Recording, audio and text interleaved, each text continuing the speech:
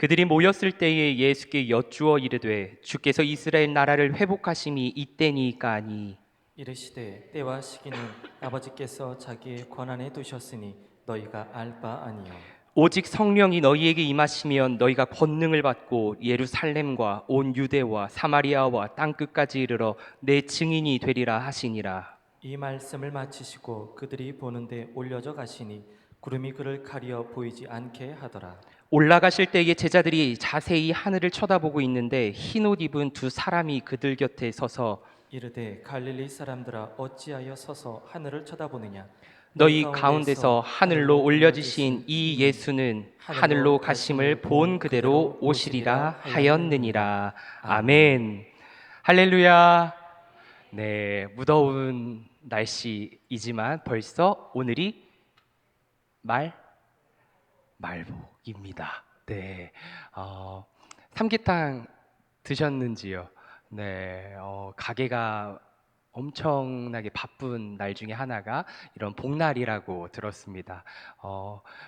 목회자들을 위해서 우리 주방 봉사팀께 팀이 미리 내일 또 가서 봉사하실 그 삼계탕을 미리 이렇게 대접해 주셔서 저희는 맛있게 먹었는데 우리 성도님들은 이 무더운 여름 날씨 잘 지내고 계시는지, 그래도 이렇게 건강한 모습으로 함께 한 자리에 모여서 하나님의 말씀을 나누는 이 시간을 보니 건강하신 것 같습니다. 아멘.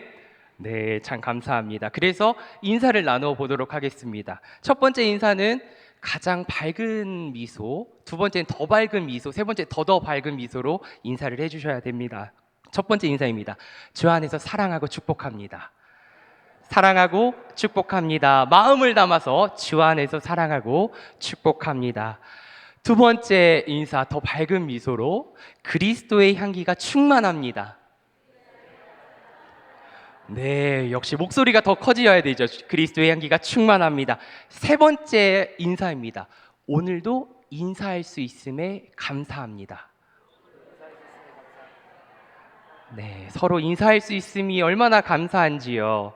오늘도 건강을 주심에 남이 아프기에 상대적으로 건강한 나를 바라보고 내가 괜찮다라고 여겨지는 것이 아니라 그저 하나님 앞에 내가 오늘도 살아있음에 감사할 수 있고 오늘도 아픈 이들을 위해 함께 울고 공감해주고 기도할 수 있는 우리의 믿음이 되기를 간절히 소망합니다.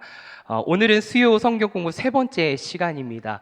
처음이 반이다라는 이야기가 있죠. 그것도 참 좋은 말이지만 매 순간 처음 설레이는 마음을 안고 시작하는 것을 저는 더 좋아합니다. 그리고 우리 성도님들도 그런 마음을 갖기를 원합니다. 우리 성도님들도 지치지 않고 늘 첫 마음, 내가 첫 시작할 때 우리 강다니엘 목사가 어떻게 하나 한번 봐야지라고 온 그 설렘과 그 매서운 눈초리와 어떻게 진행할 건지 그런 마음, 여러 가지 마음이 10회까지 끝까지 이어져서 늘 기대하는 마음으로 이 자리에 오시기를, 그래서 귀 기울여서 하나라도 얻어가는 그런 시간이 되기를 바랍니다. 우리 성도님들의 마음 문을 활짝 열기 위해서 오늘도 성경 퀴즈를, 그림 연상 퀴즈를 준비했습니다. 우리 들어오실 때 우리 목사님, 전도사님께서 항상 그 정답지를 드리지요. 그래서 정답지를 제출해 주시면 제가 주중에 채점을 해서 다 드리지만 그러면 그 다시 나눠 드리고 하는 그 작업이 있거든요. 그래서 스스로 셀프 채점하실 수 있도록 그 사탕에 찝어서 다 드리니까 한번 보시고 채점도 하시고, 나는 목사님이 해주셨으면 좋겠다 그러면 제출하시면 제가 새벽에 걷어서 이렇게 제출 그 다음 시간에 드리도록 하겠습니다. 편하게 하시면 될 것 같습니다. 그리고 눈치채셨겠지만 사탕의 의미는 이 예배당에 모이게 하기 위한 저의 작은 장치입니다. 장치예요. 그래서 우리 수요 예배 시간에 교회에 나오시게 하는 그 발걸음에 위한 일종의 장치이기 때문에 이런 거 없어도 다들 잘 나오시지만 목이 칼칼할 때가 분명히 찾아오거든요. 그럴 때 부시럭거려도 상관없으니까요. 열어서 드시면서 말씀에 집중하는 이 시간이 되었으면 좋겠습니다. 그럼 이제 마음 문 열고 퀴즈를 맞춰보도록 하겠습니다. 준비되셨나요? 네, 시작하겠습니다. 전도서 첫 번째입니다. 보라색이 십보라. 정답입니다. 모세의 아내지요. 십보라. 너무 잘 맞히시네. 좋습니다. 이 잘 맞추셔야 돼요. 어차피 길게 시간을 못 드립니다. 두 번째 문제입니다. 뭐지요? 갓. 그렇죠. 말 그대로 그저 갓입니다. 그래서 야곱의 일곱째 아들일 겁니다. 그래서 일곱째 아들 갓. 그리고 영어로 갓 하나님도 의미할 수 있겠지요. 세 번째 문제입니다. 무신론? 네? 어디서 종교 무교병. 정답입니다. 네. 종교가 없으면 무교죠. 그래서 무교병. 좋습니다. 다음 문제입니다. 이건 약간 그 단어를 이어서 가야 돼요. 초긴초인데? 네? 목사님 뭐라고요? 우슬초 맞습니다. 웃고 있는 우슬초. 네, 좋습니다. 이거는 맞춰 주셨어야 돼요. 네, 좋습니다. 네, 다음 문제입니다. 파송. 우리 피택 장로님 정답입니다. 파송. 네, 정답입니다. 빨리 나오는데요. 다음 문제입니다.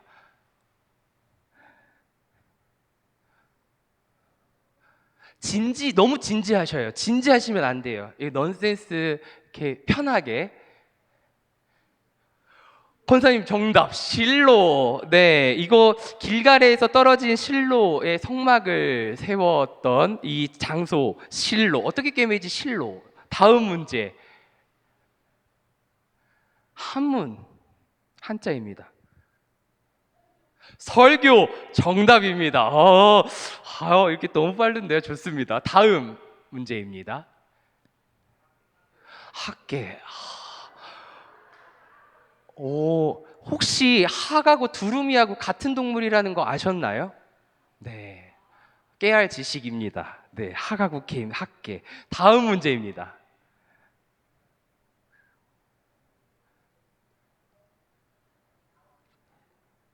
아빠가 누나라고 부르죠. 그러면 나는 너의 고모라. 좋습니다. 정답입니다.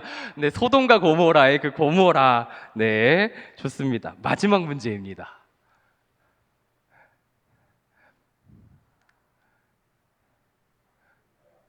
정답은 이사야. 승진 축하드립니다. 나는 이제 이사야. 네, 좋습니다. 끝입니다. 생각보다 이 스피드한 게 너무 빨라서 제가 한 20개를 준비를 해도 괜찮을 것 같은데, 오늘도 우리 이 무더운 날씨에 이렇게 교회 발걸음을 하셨으니까 그만큼 얻어가시는 게 있어야 되니까 짧으면 아쉽겠죠? 그래서 부지런히 함께 또 하나님의 말씀을 통해서 이야기를 나눠보도록 하겠습니다. 지난 시간에는 복음이 무엇인가 나누기에 앞서서 하나님은 누구신지에 대해서 이야기를 나누었습니다. 하나님은 누구시죠?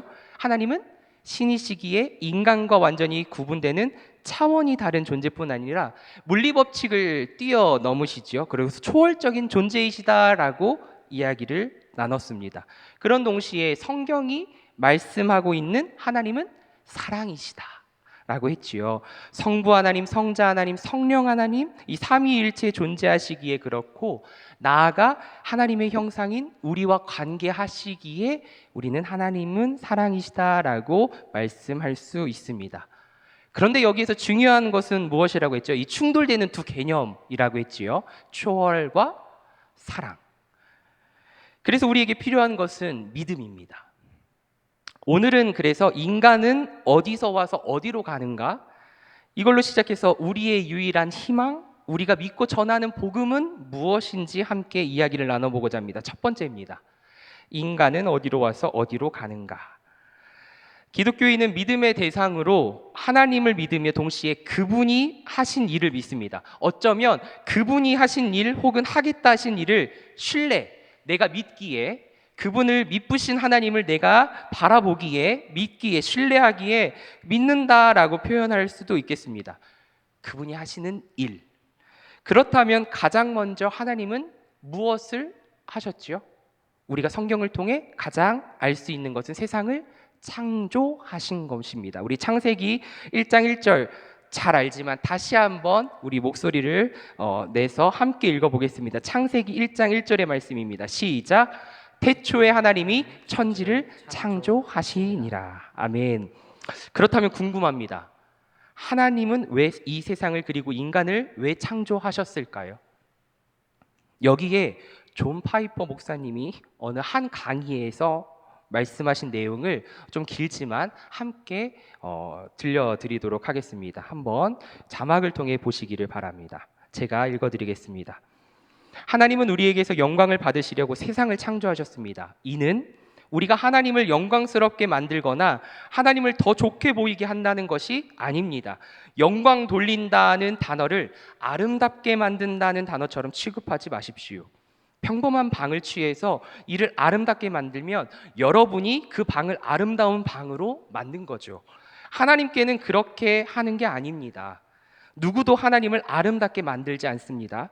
따라서 하나님께 영광 돌리도록 우리를 창조할 때 우리가 하나님을 영광스럽게 만드는 게 아닙니다. 하나님은 이미 영광스러우십니다. 그럼 영광 돌린다는 것은 뭔가요? 이는 여러분이 하나님의 영광을 나타내고 그가 영광스러우심을 보여주고 그에 맞게 행동하라는 부르심을 받았다는 것입니다.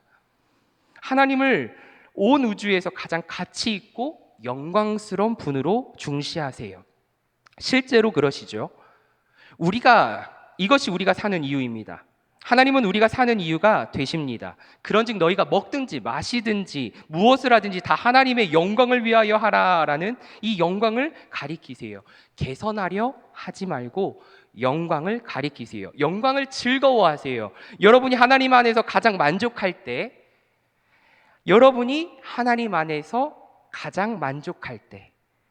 기뻐하고 감사할 때 하나님은 여러분 안에서 가장 영광 받으십니다 라고 이야기했습니다. 앞선 설명을 우리가 생각해 보면 하나님은 세상을 그리고 인간을 창조하지 않았어도 아무 상관이 없으신 분입니다. 왜냐하면 초월적이시기에 무언가 더 있지 않아도 되고 삼위일체 시기에 그 관계에서 사랑을 나누실 수 있는 분입니다. 이미 충만하시지요. 그러나 더 사랑하기 위해, 즉 그분의 유일한 욕망이 사랑이라면 그 사랑을 나눌 존재로 인간을 하나님의 형상대로 만드신 것입니다. 그래서 세상도 만들어졌습니다. 자신이 사랑하는 존재인 인간, 그리고 신과 달리 물성을 지닐 수밖에 없는 존재인 인간에게 바람직한 삶의 터전을 위해 이 세상을 창조하신 것입니다. 그러고 보면 창세기와 내용이 엇비슷한 고대 근동에 있는 신화들과 정반대입니다. 비슷한 부분이 있어서 창세기의 이 저자와 이 내용들이 이 고대 근동 지방의 신화들을 가지고 온 거다라고 이야기하지만 거기서 차이점이 있다면 고대 근동 신화에서는 세상을 관리 감독하기 위해서 신이 인간을 만들었다라고 합니다. 그러나 성경은 뭐라고요? 하나님이 인간을 위해 관리 감독하기 위해 인간을 만든 것이 아니라 인간을 위해 하나님은 세상을 만드셨다라고 이야기합니다. 그렇다면 도대체 인간이 어떤 존재이기에 하나님은 그들을 위해 세상까지 만드신 걸까요?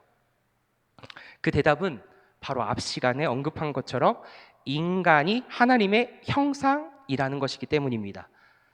삼위일체 안에서의 소통을 제외하고 하나님과 소통할 수 있는 유일한 피조물이 인간입니다. 성도님들은 사랑을 다 해보셨죠? 예? 안 해보셨나요? 해보셨죠? 예.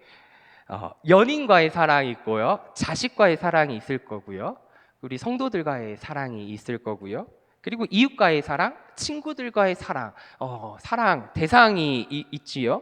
사랑하는 대상이 다를 뿐 우리는 사랑을 하면서 살아갑니다. 그런데 사랑이 내가 하나여서 한계여서 누군가에게 사랑을 주면 다른 사람이 그 사랑을 못 받게 되나요?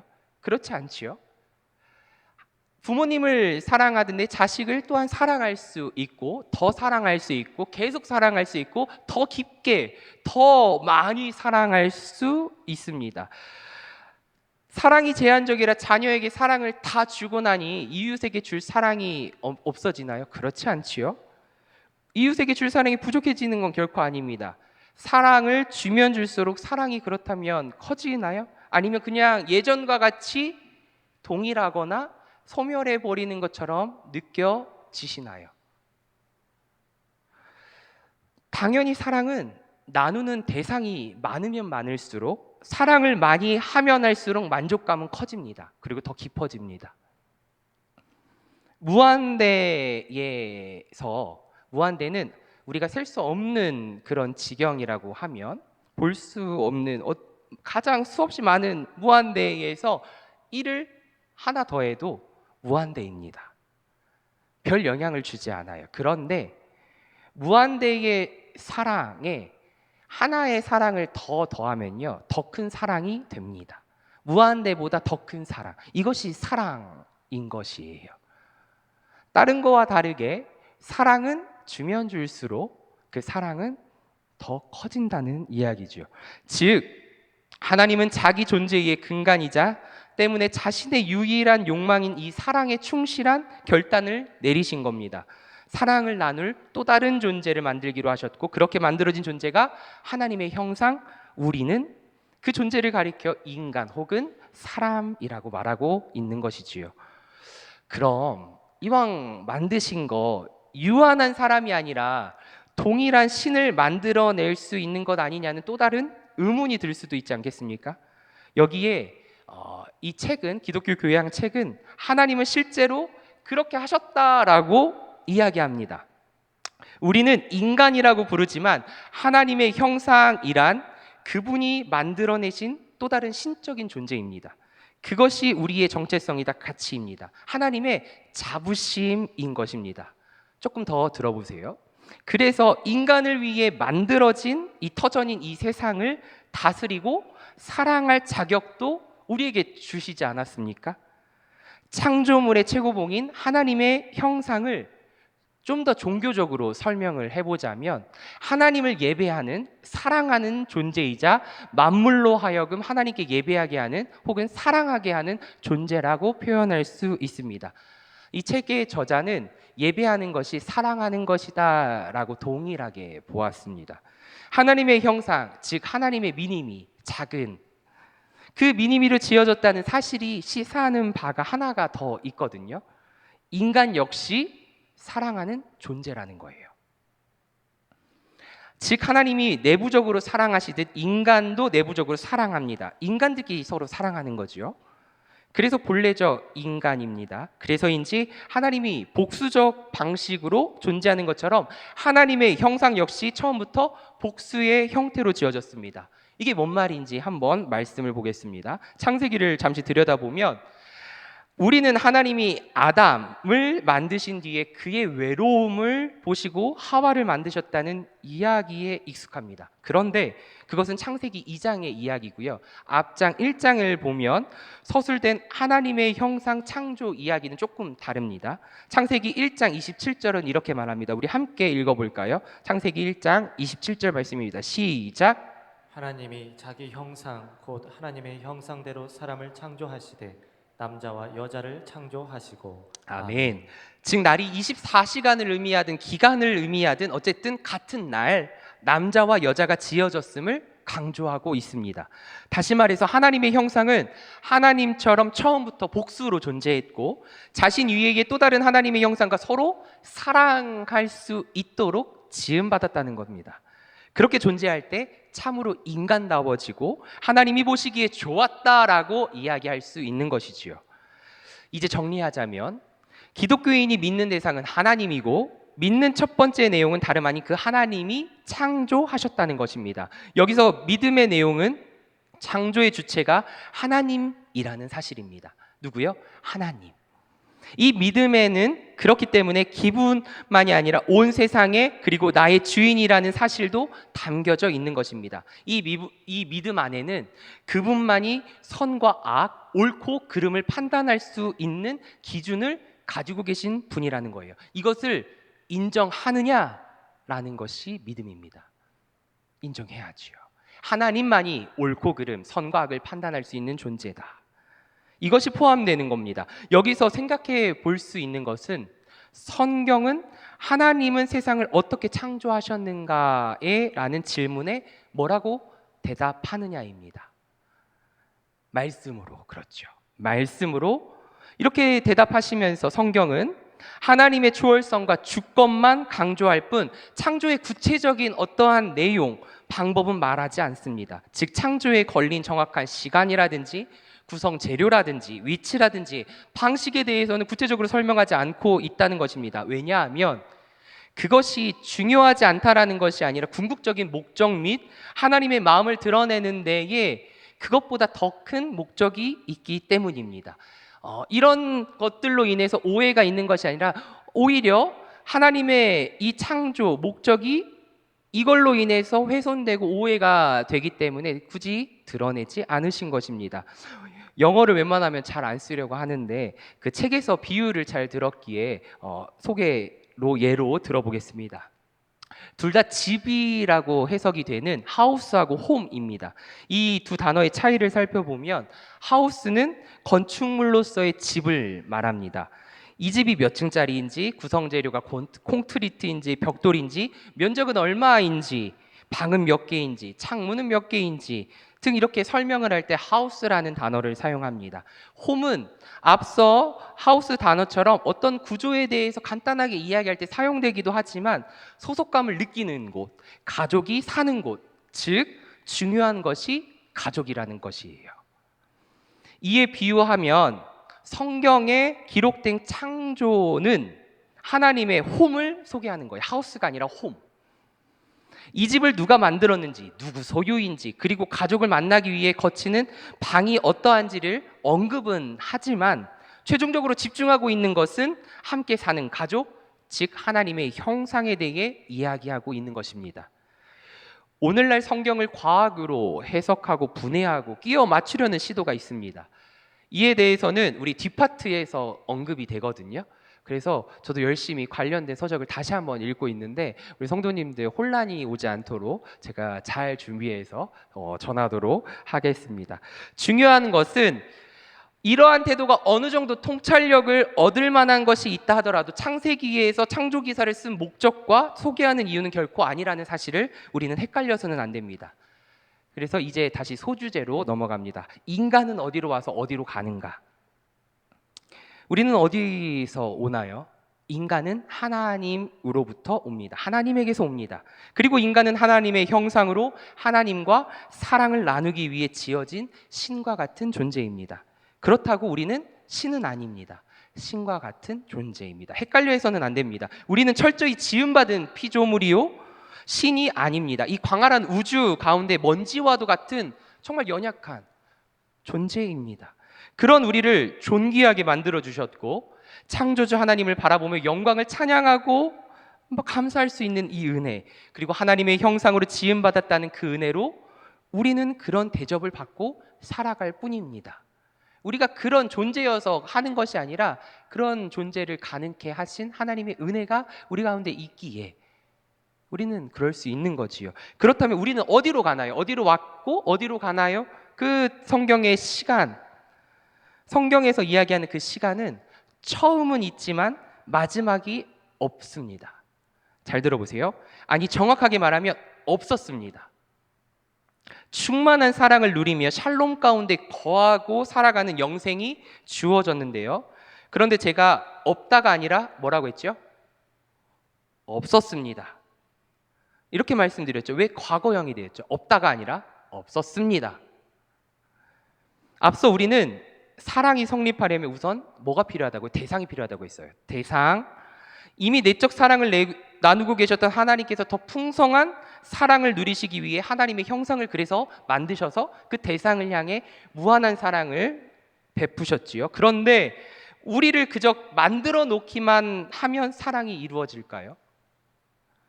만약 저절로 사랑이 이루어진다면 그것은 사랑이라는 기능을 위해 만들어진 피조물에 불과합니다. 로봇과 같은 존재이지요. 너 사랑해야 돼 라는 기능만 탑재된 로봇과 같은 기계적인 피조물에 불과할 것입니다. 여기서 하나 이야기하고 넘어갈 것이 있는데요. 근래 문제가 되고 있는 그루밍이라는 범죄 용어를 혹시 우리 성도님들 들어보신 적이 있나요?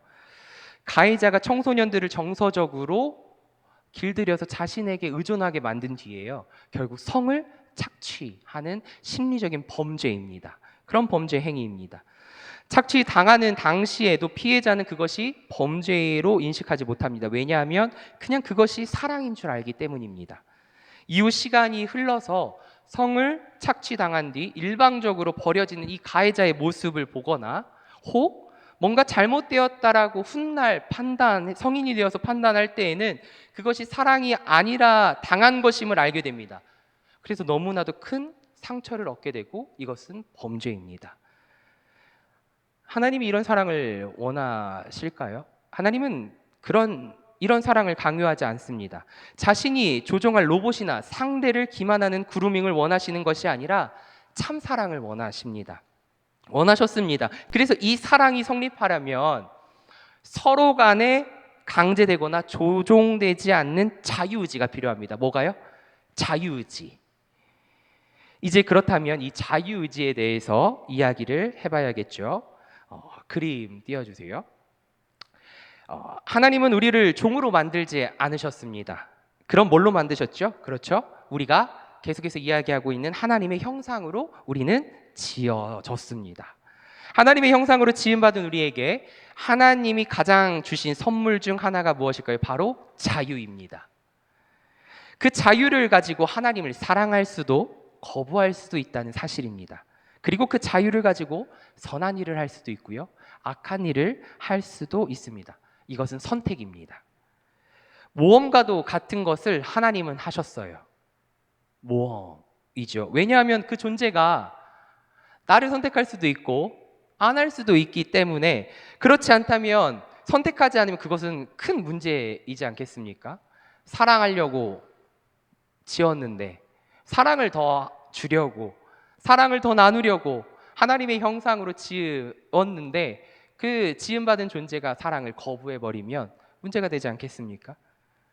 그러나 하나님의 그 사랑은 위험을 감수하면서까지 하나님의 형상을 만드셨고 자유의지를 허락하셨습니다. 이런 능력을 받은 피조물이 없습니다. 인간 빼고. 하나님은 다른 피조물과 달리 하나님의 형상에게 모든 것을 누릴 수 있는 권리를 주셨다라고 성경은 말씀합니다. 다만 권리에 부응하는 뭐도 주셨을까요? 책임도 주셨어요.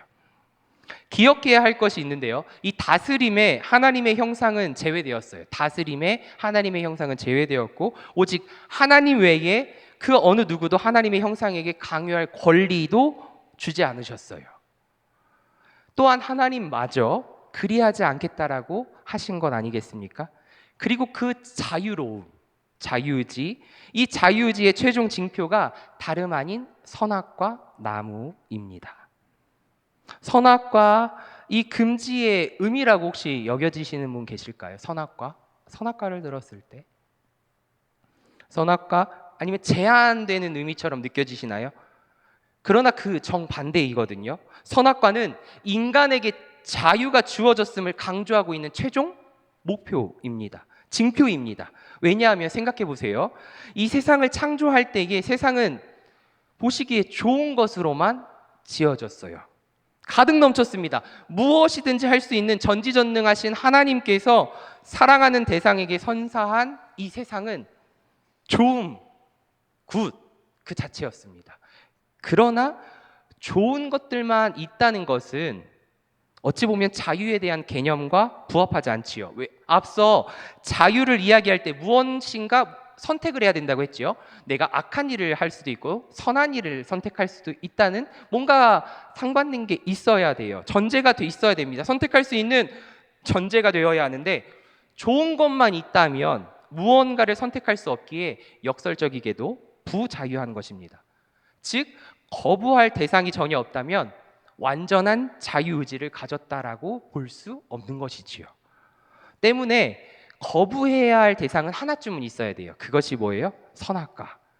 그래서 하나님은 선악과를 만드셨고 제한하고 억압하려고 만드신 것이 아니라 그 선악과를 거부한다는 것은 그 선악과를 먹지 말라고 한 것, 그것을 잘 지키는 것은 자신의 자유의지로 하나님을 선택한 것이기 때문에 뭐라고요? 자신의 자유의지로 하나님을 선택한 것이기 때문에 그분을 향한 사랑을 상징하기도 합니다. 한 번쯤 우리 신앙생활을 하면서 생각해 보셨을 것입니다. 아니 아담과 하와는 왜 그 선악과를 따먹어가지고 이 죄악이 지금 우리에게 몰려온 거 아닌가. 제 이야기입니다. 저 어렸을 때 전도사님, 목사님께 이야기했거든요. 왜 따먹게 했냐고. 네, 저는 그렇게 이야기했을 것 같습니다. 어렸을 때 그리고 나중에 죽어서 저는 천국 가서 아담을 꼭 봐야 되겠다라고 이야기한 적도 있습니다. 그래서 따지려고요. 신학을 시작하기 전에. 네. 그래서 그리고 왜 따먹게 되었냐고. 그때 마음이 어땠냐고. 숨었을 때 하나님이 얼마나 무서웠냐고. 물어보려고 했었습니다. 그런 마음을 청년들과도 나누기도 했었거든요. 그러나 이제 그 질문은 그리 중요하지 않습니다. 원망이 되지 않습니다. 그때 마음은 어땠는지 물어볼 수는 있을지는 몰라도 이제 우리는 선악과 없이 사람은 하나님의 형상으로 존재할 수 없다는 것을 알기에 원망할 필요가 없는 것입니다.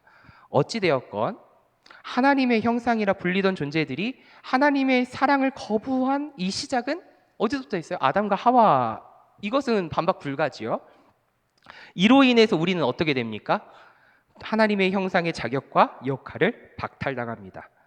그리고 선악과를 먹으면 죄송합니다. 죽음이 도래한다라고 경고했는데 그 말씀대로 정말 죽음이 도래하게 되었지요.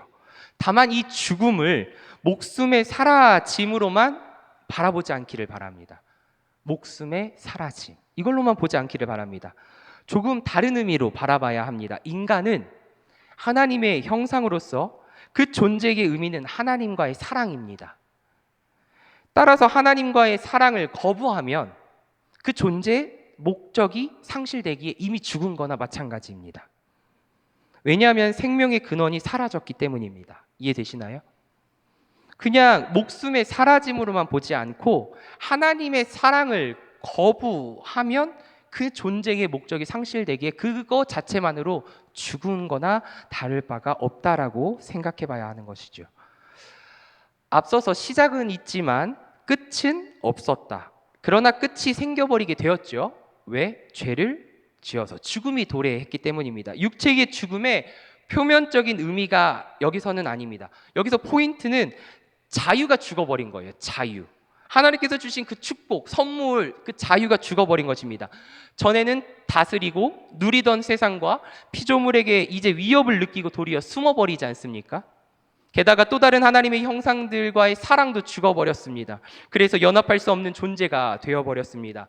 연합되는 척.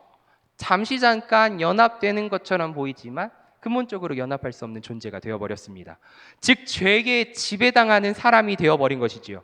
우리는 보통 죄라는 단어를 들으면 법을 어기거나 범죄나 윤리적으로 저지른 나쁜 짓, 악행을 떠올립니다. 이 역시 죄입니다. 그러나 이런 것들은 죄인된 상태의 결과들일 뿐 그 자체가 죄는 아닙니다. 그보다 악이라고 표현하는 것이 더 맞습니다. 그림 두 번째 시간에 드린 것 보시면 유인물을 보시면 성경 퀴즈 가로 세로 퍼즐 뒤쪽에 보시면 뒷장에도 나와 있고 앞에 화면을 참고하셔도 좋습니다. 죄의 열매이지 근원이 아닙니다.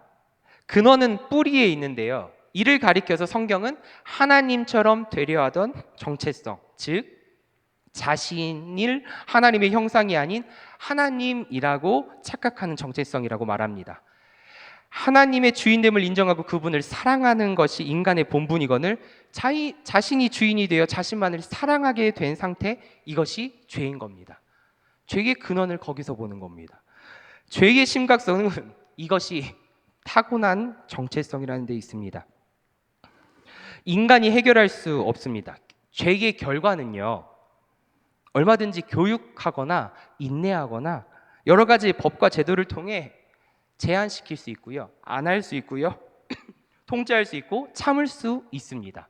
죄의 열매, 사회 규범에 의한 위반, 도덕 윤리, 법에서 다루는 영역, 요거는 어느 정도 통제할 수 있습니다. 왜요? 의지의 문제이기 때문입니다. 그러면 두 번째, 죄의 줄기에 해당하는 종교에서 다루는 마음속에서 일어나는 죄는 어떠합니까? 예를 들어 탐욕 같은 겁니다. 이런 죄, 이 또한 내가 열심히 불굴의 의지 막 산속에 들어가서 막 수행을 하고 막 뭐 세상과 단절하면서 내가 탐욕과 이런 것들을 지켜 부지런히 노력하면, 수행을 하면 어느 정도 조정할 수는 있을지는 모릅니다. 그러나 저 죄의 뿌리에 해당하는 기독교가 다루는 이 죄의 본질인 자기 중심성은 어찌할 수가 없는 것입니다. 지난 세상 사람들은 이 문제를 해결해 보려고 다양한 방법을 동원하여 노력을 했습니다. 지금도 마찬가지죠. 수련하기도 하고요, 교육을 시키기도 하고요, 철학과 이념을 제도로 만들어서, 법으로 만들어서 이것을 교화시키려고 노력을 하지만 아시다시피 지금도 여전히 악은 존재하고요, 죄의 결과, 열매들은 수없이 많이 드러나고 있습니다. 억압과 차별의 문제는 사라지고 있지 않습니다. 오히려 더 악랄해졌고요, 교활해졌고요, 이기심과 악한 마음으로 인해 사람의 목숨까지 그저 가볍게 여깁니다. 빼앗아가는 심각한 죄의 열매를 우리는 볼 수 있지 않습니까?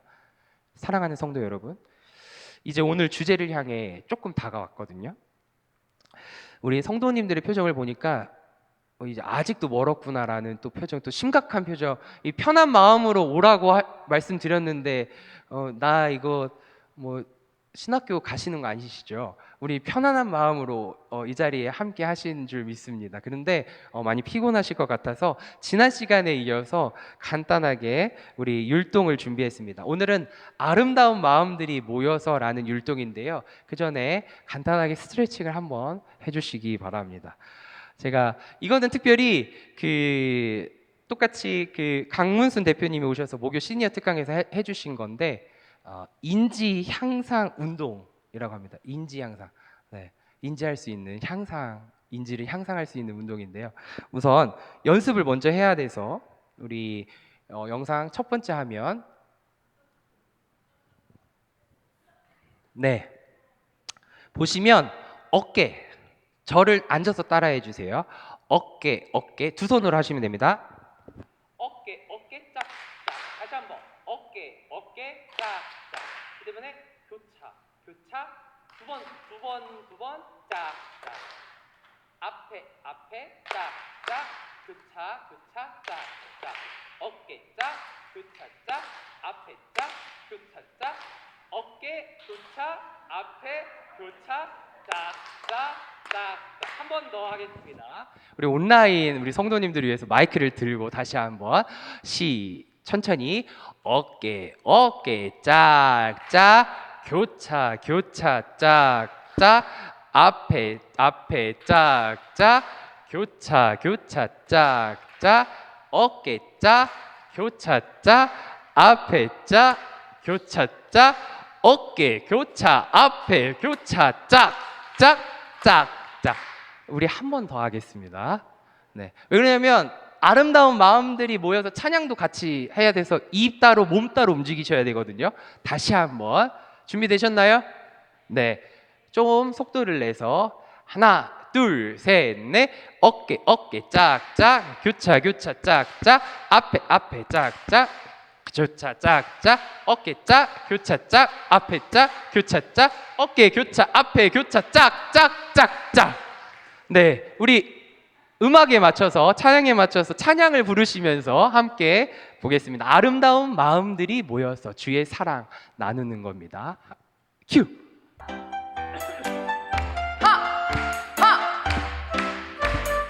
어깨부터 둘, 갑니다. 셋. 어깨 짝짝, 교차 짝짝, 앞에 짝짝, 교차 한 번씩. 어깨 짝, 교차 짝, 앞에 짝, 교차 짝, 어깨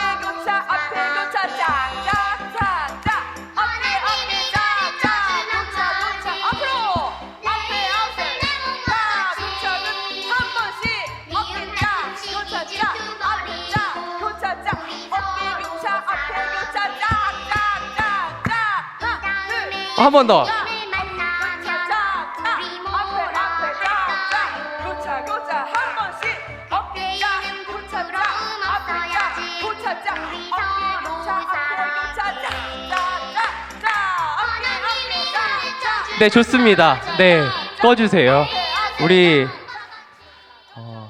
마음을 풀어드리려고 했는데 스트레스를 더 받아 하시는 눈빛이셔서 네, 이거는 빨리 패스를 하는 게 맞는 것 같습니다. 하면서 내가 조금만 젊었으면 하는 표정들도 보이시고 내가 이거를 못하다니라는 좀 그런 것도 있고 네, 저도 헷갈려서 네, 여기서 멈추도록 하겠습니다.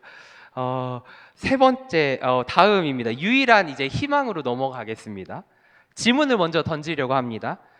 구원이 있다면 어떤 사람이 구원을 받을 수 있을까요? 사후세계를 믿는 사람이든 아니든 아마도 많은 사람이 이 질문에 대해서 선한 사람이 천국에 갈 거다, 좋은 곳에 갈 거다라고 대답을 할 것입니다. 이것은 가르쳐 주지 않아도 악한 사람은 천국에 가지 못한다, 좋은 곳에 가지 못한다라는 그런 생각은 다들 가지고 있는 것 같습니다. 그래서 이것을 보면 어찌 보면 인간의 심상일지도 모르겠습니다. 그런데 사실 구원 혹은 천국이라는 것은 우리가 신 앞에 서는 겁니다. 코람데오. 하나님 앞에서 우리는 항상 사는 존재이지 않습니까? 죽어서도 하나님 앞에 독대하면서 우리의 죄악을 낱낱이 하나님께서 보시고 우리는 영원한 하나님 품 안에서 안식을 거할 겁니다. 그런데 인간이 주장하는 선의 기준이 아니라 신이 인정하는 기준이 되어야 하는 것이 아니겠습니까? 왜냐하면 우리가 신 앞에 서야 하기 때문이지요. 사람이 착하다, 사람이 선하다라고 이야기하는 것이 아니라 하나님 기준에 적합해야 하는 것입니다. 신의 기준으로 아닐 수 있기 때문이죠. 아무리 세상 사람들이 착하다고 한들 하나님이 보시기에 아닐 수 있지 않겠습니까? 성경, 특히 구약이 바로 그 이야기를 다루고 있습니다. 수많은 사례를 통해서 인간이 선해질 수 없는 이유를 다방면으로 드러냅니다. 구약에서는 주로 아브라함의 자손과 그로 인해 생겨난 민족과 국가의 역사가 기록되어 있는데요. 이는 하나님이 그들에게 의로워질 수 있는 수많은 기회와 방법을 주셨지만 모두 실패했다라고 증언합니다. 즉 신의 이런 외적인 개입이 없었다면 인간은 결코 개인이든 집단이든 스스로의 힘으로는 하나님 선의 자리로 나아갈 수 없음을 밝히고 있는 것이죠. 그렇다면 우리는 죽음을 벗어날 수 없는 처참한 존재에 불과한 것일까요? 우리는 아니라는 것을 잘 알고 있습니다. 선지자들을 통해 한결같이 인간과 인간 세계의 부패함을 신랄하게 꾸짖으시면서도 정신 차리라고, 내게로 돌아오라고 외치시지만 돌아오지 못할 결론을 또한 내립니다.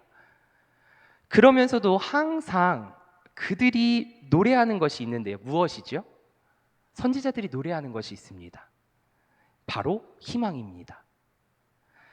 하나님은 이대로 포기하지 않으신다라는 희망입니다. 그리고 직접 메시아를 보내시겠다라고 말씀하십니다. 그래서 이제 하나님 당신이 직접 등장하십니다.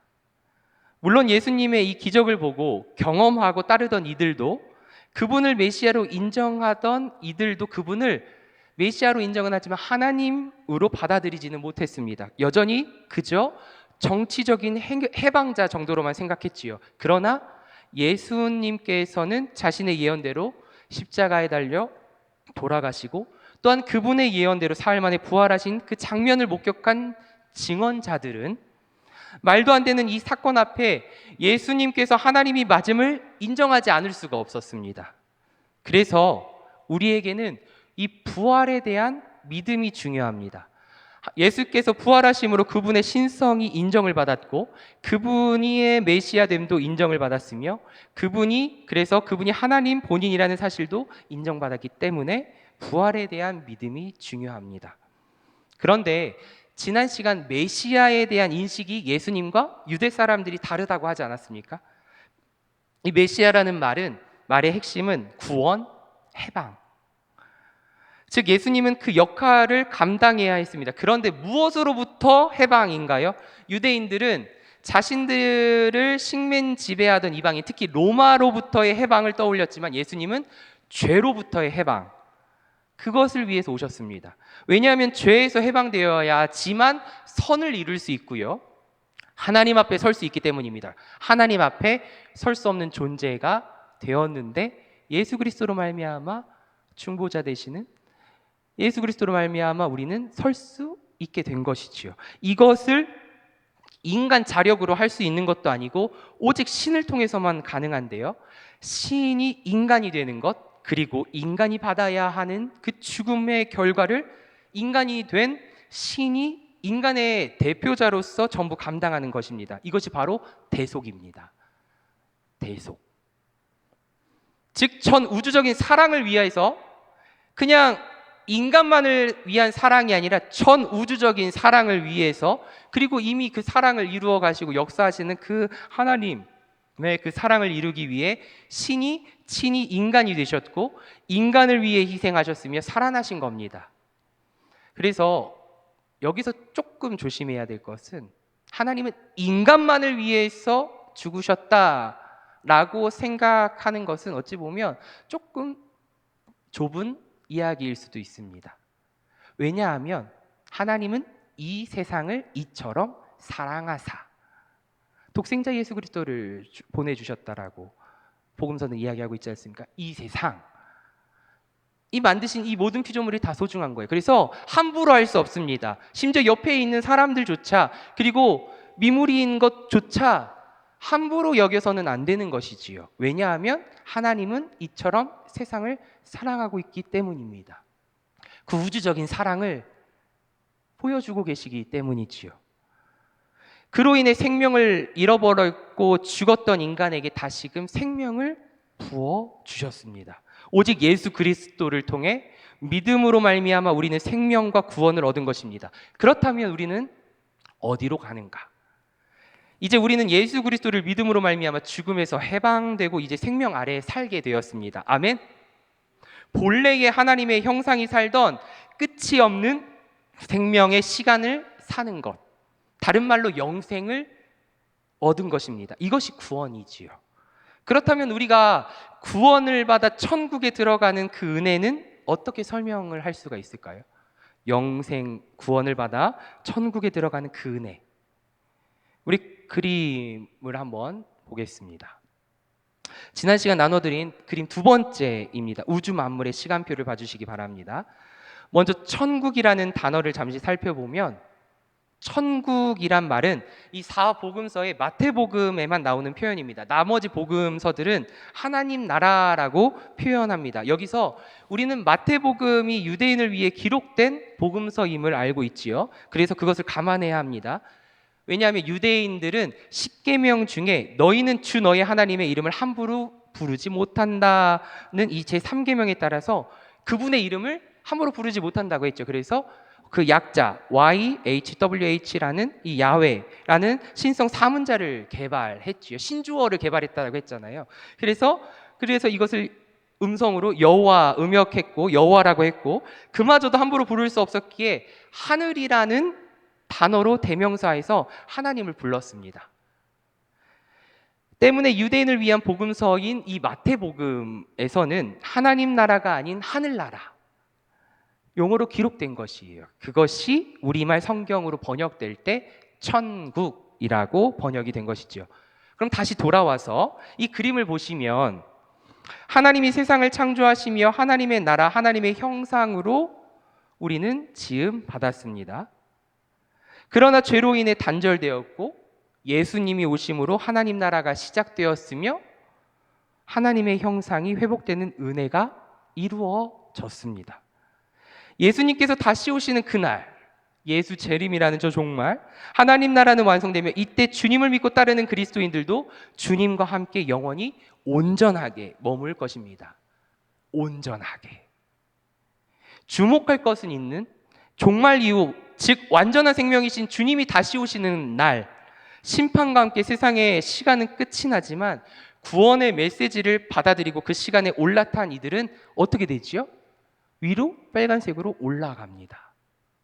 처음에 이 그림을 보고 한 번에 직각으로 올라가지 왜 저렇게 천천히 올라갈까, 사선으로 올라갈까 생각을 해보게 되었습니다. 한 번에 영화로운 존재가 될 수 있을까요? 우리는 이 땅에서의 성화의 과정을 겪는다고 합니다. 하나님의 자녀답게 하나님의 성품대로 이 세상을 살아가려고 부단히 노력하지요. 넘어지기도 하고 쓰러지기도 하지만 성화의 과정을 통해 하나님 오시는 그날 우리는 영화로운 삶을, 영생을 온전히 누릴 수 있는 것이죠. 그 믿음 가운데 우리는 살아갑니다. 주님을 바라봅니다. 그런데 여기서 중요할 것은 그들은 하나님의 나라 도래 하나님의 형상이 회복되고 생명으로 나아가는 지금 바로 이 땅에서 이미 새로운 시간으로 갈아탔다라는 것을 우리는 주목해야 할 수 있어야 합니다.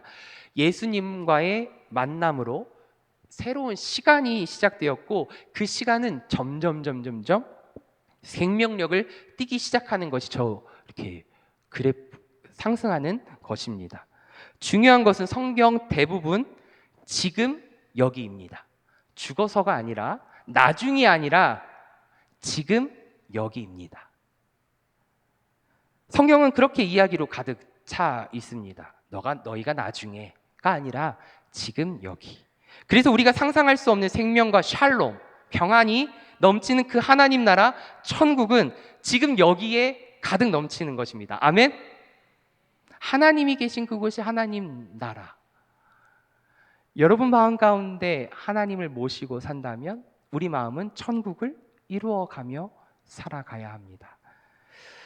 예수 믿어 천국 간다라는 말, 이 책은 그래서 예수를 믿음으로 하나님 나라를 산다라고 바꾸어 표현하는 것이 더 적합하지 않냐라고 말씀하시는데요. 전 여기에 동의합니다. 예수 믿어 천국 간다. 언제 가냐? 물을 수 있죠. 근데 예수를 믿음으로 하나님 나라를 산다. 현재, 지금입니다. 그림을 또 한번 보면요. 이 나라라는 말이 지닌 정확한 의미는요. 죽어서만 그래서 가는 곳이 아니라 물리적 공간을 의미하는 영토가 아니라 주권이라는 것이지요. 즉 하나님 나라가 지닌 의미의 핵심은 누가 주인이냐, 누가 통치하고 있느냐, 그것이 바로 하나님 나라라는 것입니다. 그래서 하나님 나라는 종말에 이루어지는 것이 아니라 그때는 완성되는 것뿐이요. 예수님께서 오심으로 말미암아 이미 하나님 나라가 도래했고 시작되었습니다. 사랑하는 성도 여러분, 주님을 믿고 사시는 성도 여러분, 하나님 나라를 이루어 가시며 살아가고 계십니까? 하나님 나라를 소망하며 하나님이 일하심을 바라보며 그 지경이 넓혀지는 것을 바라보고 살고 계십니까? 현실을 보면 하나님 나라고 뭐고 간에 눈에 명확히 보이는 것은 그냥 우리가 사는 이 세상이지요, 사실. 그리고 하루하루 우리는 그 일상을 살아갑니다. 그래서 와닿지가 않을 때가 있습니다. 게다가 세상을 보면 하나님의 나라가 시작된 것이 맞나 싶을 정도로 여전히 전쟁이 끊임없이 일어나고요. 차별과 억압과 어떠한 죄가 난무합니다. 악이 가득합니다. 여전히 죄의 영향을 받고 우리는 살아갑니다. 심지어 우리도 그 유혹에 넘어가기도 하고요. 무너지기도 하고요. 쓰러지기도 합니다. 고통을 당하기도 합니다. 우리는 죄가 지배하는 이 시공간에서 자유롭지 못함을 인정해야 합니다. 이것은 연약한 존재라는 것이지요. 그것을 인정해야 됩니다. 나는 강해라고 하는 사람 치고 나중에 그 건강을 잃었을 때 할 말이 없거든요. 그래서 늘 건강 있을 때 감사하고 언젠가 이 건강을 잃을 수 있다라는 생각을 갖는 것처럼 우리는 그냥 연약한 존재라는 것을 늘 인정해야 합니다. 그래야 하나님을 바라볼 수 있거든요. 하나님을 찾을 수 있거든요. 우린 연약한 존재라는 것을 인정해야 됩니다. 자유롭지 못한 존재라는 것도 인정해야 됩니다. 그래서 주님은 자신으로 인해 도래한 이 현재의 하나님 나라가 뭐라고 비유하냐면 겨자씨만한 거라고 비유하지 않습니다. 겨자씨와 같다라고 하지 않습니까? 겨자씨는 작고 볼품이 없지만 땅에 심겨서 싹을 내면 그 믿음이 어떻게죠? 시작된다면 모든 풀보다 더 커지죠. 그래서 큰 가지를 내고 새들이 깃들 정도로 우거진 숲을 그 나무를 만들어집니다. 이것은 물론 나중에 이야기일 수도 있지만 결국 주님이 오시는 날 하나님 나라가 완성되는 것은 분명하고요. 그래서 지금 하나님의 나라는 이미 시작되었다는 사실을 우리는 잊어서는 안 됩니다. 우리는 이것을 잊고 살 때가 너무 많거든요. 하나님의 나라가 시작되었음에도 이미 우리 마음 가운데 하나님의 나라를 이루어 가신 하나님을 바라보지 못한다는 사실. 우리는 이것을 잊지 말아야 합니다. 이제 마무리합니다. 오늘 주보에 뭐라고 됐죠? 복음이란 무엇인가? 이제 마지막입니다. 복음이란 기쁜 소식이에요. 기쁜 소식. 우리 성도님들에게 기쁜 소식은 무엇이었습니까? 또 앞으로 기쁜 소식은 무엇입니까? 한번 생각해 보시기 바랍니다. 저에게는 지금 막 떠오르는 것이 있는데요. 말하면 파장이 커질 것 같아서 이야기하지 않도록 하겠습니다. 우리 성도님들도 각자 기쁜 소식이 있을 거예요. 들려오는 소식이 있겠죠. 누군가 가족이 아프다면 가족이 나았다는 소식이 기쁜 소식일 수도 있을 것이고요. 우리의 자녀가 어디 시험이나 학업에 열중하고 있을 때, 거기에서 잘하고 있을 때에 기쁜 소식이 또한 들려올 수 있을 것입니다. 그것이 잘못된 것이 아닙니다. 기쁠 수 있지요. 하나님 기뻐할 수 있지요. 그런데 다들 눈치채셨겠지만 우리가 다 나눈 이야기, 그래서 성경이 말하는 이 복음은 이미 우리는 다 이야기를 나눴어요. 그래서 끝입니다. 그런데 이렇게 하면 또 헷갈리실 수가 있으니 조금 더 이야기를 나누겠습니다. 죄로 인해 죽을 수밖에 없던 우리가 누구를 통해? 예수 그리스도를 통해 죽음으로 우리의 죄를 대속해 주신 그 은혜. 그래서 그 예수님이 메시아임을 믿고 그 믿음으로 말미암아 우리가 구원을 얻었다는 그 믿음과 고백이 기독교에서 말하는 신앙이자 믿음이요 복음인 것입니다. 즉 주는 그리스도시요 살아계신 하나님의 아들이십니다라는 이 고백, 이 믿음의 고백이 그 믿음의 고백으로 나아가는 삶, 나아가 그분이 나의 삶의 주체, 주관자이시요 주인이시기에 하나님의 통치 아래에 살아가기에 하나님 나라를 현재적으로 살아가고 있는 것이 기쁜 소식이고 즉 복음인 것입니다. 하나님의 나라를 현재적으로 살아가는 것, 앞으로가 아니라 내가 죽어서 누리는 것이 아니라 오늘 지금 여기 현재적으로 누리고 있는 하나님의 나라의 그 기쁜 소식, 그것이 복음입니다. 복음의 의미는 알겠는데 복음을 믿는다는 것이 잘 와닿지 않을 수도 있습니다. 그래서 복음은 그리스어 유앙겔리온인데 이것을 토대로 말씀을 마칩니다. 유앙겔리온, 이 단어는 로마군에서 기원을 하거든요. 크고 작은 전쟁이 일상이던 그 시절에 전쟁의 승패를 전하는 일은 언제나 전령의 몫입니다. 그 전령이 전쟁에서 승리했다는 기쁜 소식을 본국에 알리던 것이 유앙겔리온이라는 단어의 유래입니다. 예를 한번 들어보겠습니다. 허구한 날 맨날 몇 년에 걸쳐서 계속 끊임없이 전쟁에 나갔다 하면 지는 나라가 있었어요. 전투에서 매번 지고 있다는 소식이 들려오고 그것을 듣고 있던 사람들에게 어느 날 새로운 전령이 도착하게 됩니다. 우리가 적군을 물리치고 승리를 했습니다. 더 이상 전쟁의 위협이 우리에게는 없습니다. 이제 편안하게 사십시오. 우리가 승리했습니다. 이런 소식을 들려줍니다. 그런데 전쟁에서 승리했다는 소식을 담은 이 전령과 대장군의 이 안장이 찍힌 문서만 눈앞에 보일 뿐 전쟁에서 승리한 군사들은 돌아올 생각이 없습니다. 보이지도 않습니다. 저기 멀리에서 좀 보이면 믿겠는데 보이지도 않아요. 그래서 이겼는지 졌는지 몰라요. 거기에 배경은 뭐예요?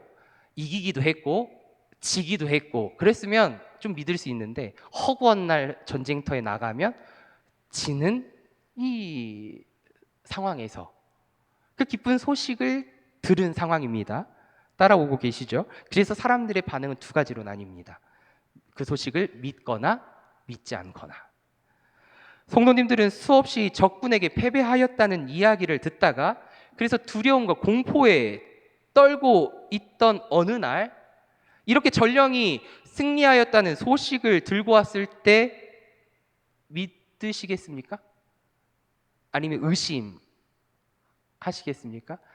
의심은 이랬나 저랬나, 부정은 아예 단칼에 거절입니다. 이것도 성격이 나오죠. 그래, 믿는 사람 있고요. 이랬나 저랬나 좀 따져보고 저 사람의 표정도 한번, 전령의 표정도 보고, 아니면 단칼에 이건 아니야 라고 내가 내 눈으로 봐야 돼 라고 하면서 부정하는 사람도 있을 것입니다. 그래서 믿거나 믿지 않거나 이지요. 이것이 근데 복음이라는 것입니다. 이 기쁜 소식이 담긴 문서가 뭐지요? 성경입니다. 그 소식을 전하는 전령, 전도자의 메시지는 확실합니다. 확고합니다. 죄의 지배를 이겨본 적이 없는 인간, 그래서 벗어날 수도 없고 예측할 수 없는 것이 당연한 이 상황, 그러나 예수님께서 오심으로 말미암아 불가역적인 최종 승리가 이루어졌다라는 이 복음, 기쁜 소식. 그래서 영원한 생명을 얻는 것임을 믿고 그 기쁨을 오늘도 감사함으로 살아가고 나아가고 있는 우리,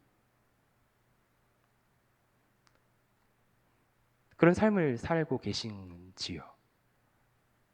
그리고 그 복음을 전하며 살고 계시는지요? 그 반응은 엇갈립니다. 하지만 전쟁에서 승리한 것은 확실합니다.